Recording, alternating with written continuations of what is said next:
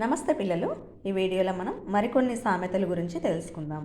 మనం ఎన్ని ఎక్కువ సామెతలు కనుక ప్రాక్టీస్ చేస్తే అంత బాగా గుర్తుంటాయి. కాబట్టి ఇంకొన్ని సామెతల గురించి కూడా తెలుసుకుందాం. మొదటిది, ఊళ్ళో పెళ్ళికి కుక్కల హడావిడి. దీని అర్థం అనవసరపు విషయాలకు చేసే హడావిడి అని. రెండవది, ఆవుని చంపి చెప్పులు దాచినట్లు. దీని అర్థం స్వల్ప ప్రయోజనం కోసం గొప్ప నష్టం కలిగించడం అని అర్థం. మూడవది, అమ్మ పెట్టదు అడుక్కు తిననివ్వదు. దీని అర్థం అన్ని రకాలుగాను ఆటంకాలు కలిగించడం.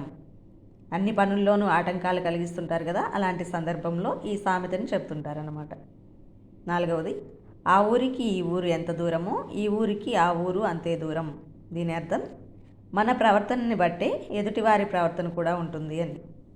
ఐదవది, ఏరు దాటాక తెప్ప తగలేటినట్టు. అంటే అవసరం తీరాక సహాయం చేసిన వారిని నాశనం చేసినట్లు అని అర్థం. ఆరవది, అత్త సొమ్ము అల్లుడు దానం చేసినట్లు. దీనికి అర్థం గొప్ప కోసం అర్హత లేని పనులు చేయడం అని. ఇలా ఎక్కువ సామెతలను కనుక ప్రాక్టీస్ చేశారనుకోండి, మీకు బాగా గుర్తుండిపోతాయి. ఛానల్ని సబ్స్క్రైబ్ చేసుకోండి పిల్లలు. ధన్యవాదములు.